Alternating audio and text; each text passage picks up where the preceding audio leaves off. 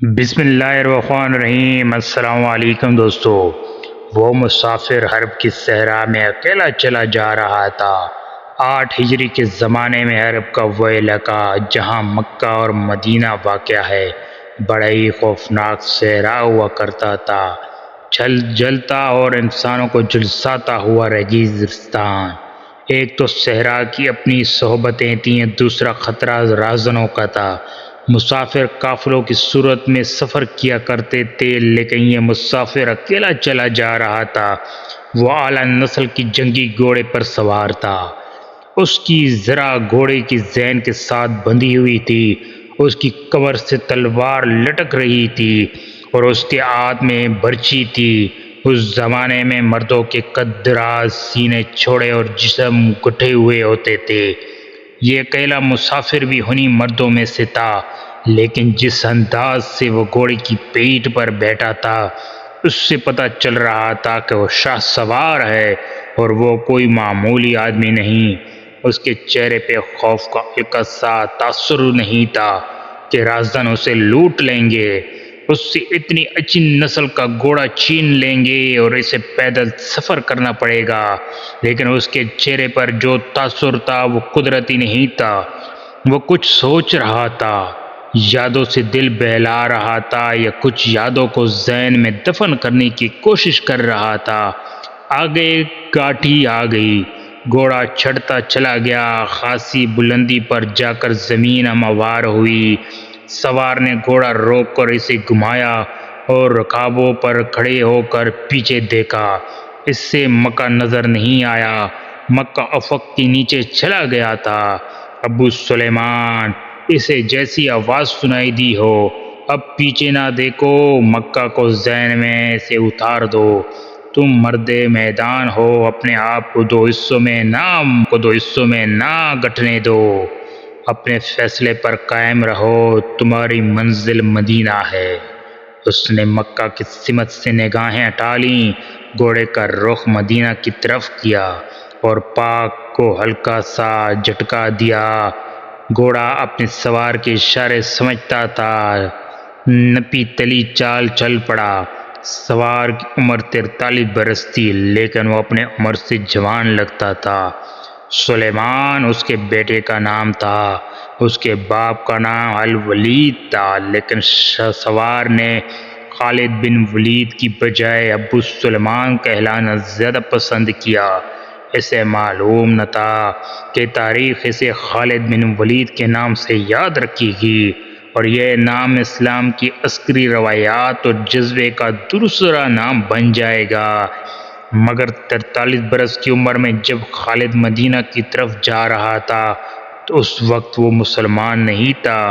چھوٹی چھوٹی جھڑپوں کے علاوہ مسلمانوں کے خلاف 2 بڑی جنگیں، جنگ احد اور جنگ خندق لڑ چکا تھا۔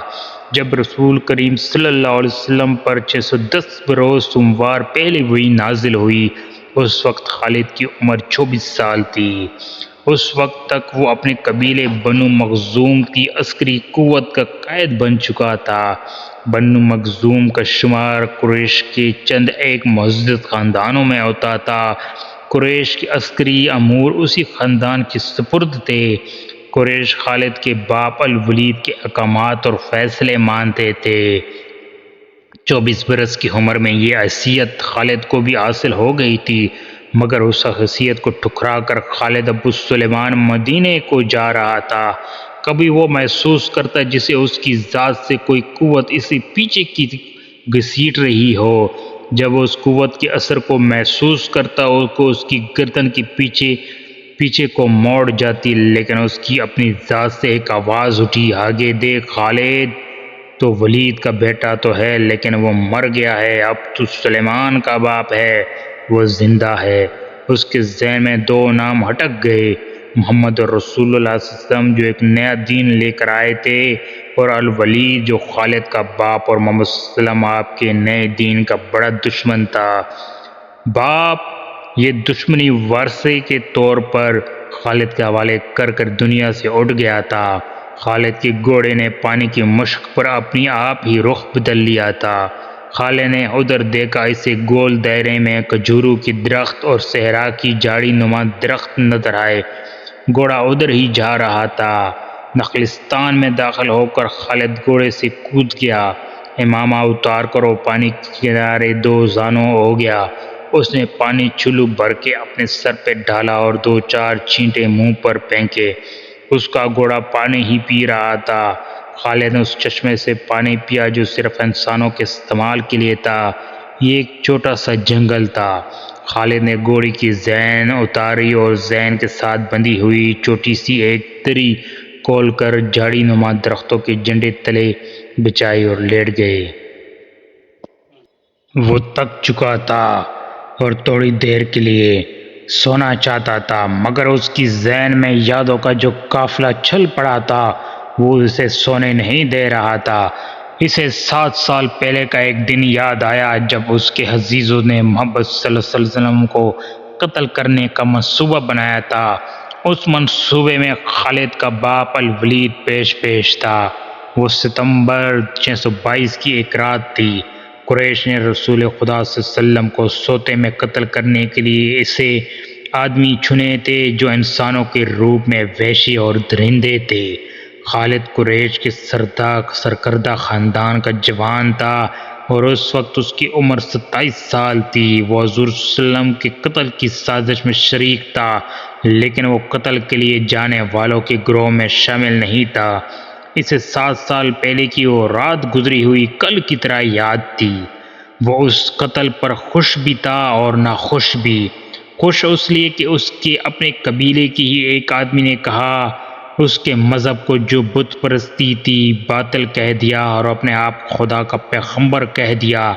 اسے دشمن کے قتل پر خوش ہونا فطری بات تھی، اور وہ ناخوش اس لیے تھا کہ وہ اپنے دشمن کو للکار کر آمنے سامنے کی لڑائی لڑنے کا قائل تھا۔ اس نے سوئے ہوئے دشمن کو قتل کرنے کی کبھی سوچی ہی نہیں تھی۔ بہرحال اس نے اس سازش کی مخالفت نہیں کی، لیکن قتل کی رات جب خالد رسول خدا کو مقررہ وقت پر توبہ نعوذ باللہ قتل کرنے گئے تو علیہ وسلم کا مکان خالی تھا۔ وہاں گھر کا سامان بھی نہیں تھا، نہ آپ صلی اللہ علیہ وسلم کا گھوڑا تھا نہ اونٹنی۔ قریش اسی امید پر سوئے ہوئے تھے کہ صبح اٹھتے ہی انہیں خوشخبری ملے گی کہ ان کے مذہب کو جھٹلانے اور انہیں اپنے نئے مذہب کی طرف بلانے والا توبہ نعوذ باللہ قتل ہو گیا ہے۔ مگر صبح وہ ایک دوسرے کو مایوسی کے عالم میں دیکھ رہے تھے۔ پھر وہ سرگوشیوں میں ایک دوسرے سے پوچھنے لگے، محمد کہاں گیا؟ رسول خدا صلی اللہ علیہ وسلم قتل کے وقت سے پہلے ہی اپنے قتل کی سازش سے آگاہ ہو کر یثرب مدینہ کو ہجرت کر گئے تھے۔ صبح تک آپ صلی اللہ علیہ وسلم بہت دور نکل گئے تھے۔ خالد کے ذہن سے یادیں چونٹتی چلی آ رہی تھی۔ ذہن پیچھے ہی پیچھے ہٹتے ہٹتے 16 برس دور جا نکلا۔ 613 کی شام رسول کریم صلی اللہ علیہ وسلم نے قریش کے چند ایک سرکردہ افراد کو اپنے ہاں کھانے پر مدعو کیا۔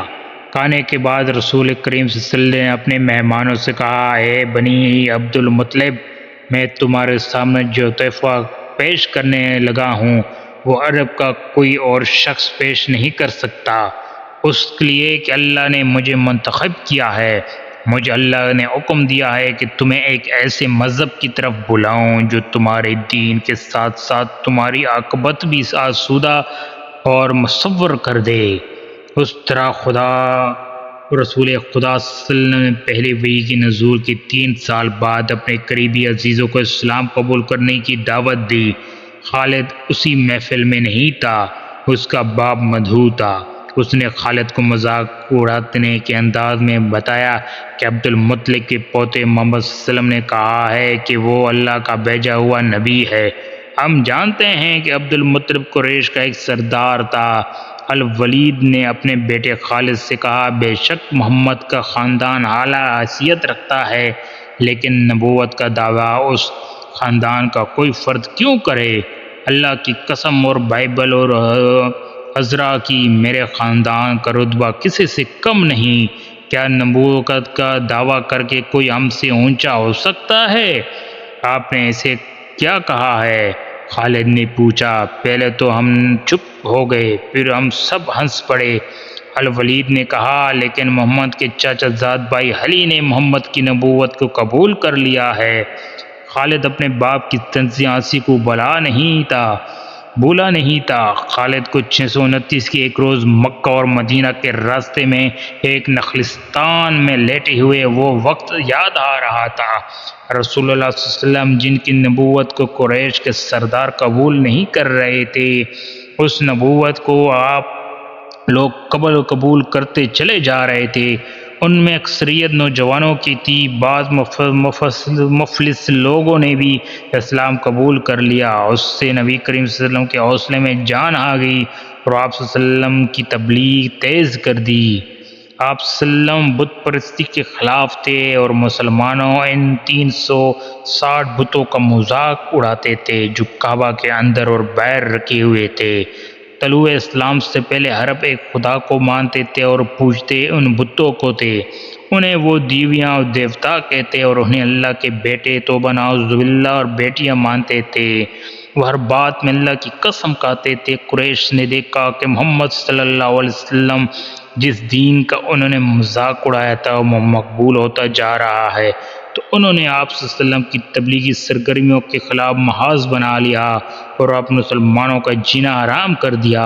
خالد کو یاد آ رہا تھا کہ اس نے اللہ کے رسول صلی اللہ علیہ وسلم کو گلیوں اور بازاروں میں لوگوں کو اکٹھا کر کے انہیں اسلام قبول کرنے کی دعوت دیتے اور بتاتے دیکھا تھا کہ بت انہیں نہ فائدہ دے سکتے ہیں نہ نقصان۔ عبادت کے لائق صرف اللہ ہے اور جو وحدہ لا شریک ہے۔ رسول خدا صلی اللہ علیہ وسلم کی مخالفت کے قائد قریش کے 4 سردار تھے۔ ایک تو خالد کا باپ الولید تھا، دوسرا نبی کریم صلی اللہ علیہ وسلم کا اپنا چاچا ابو لہب تھا، تیسرا ابو سفیان اور چوتھا ابو الحکم تھا جو خالد کا چچا زاد بھائی تھا۔ مسلمانوں پہ سب سے زیادہ ظلم و تشدد اسی شخص نے کیا تھا۔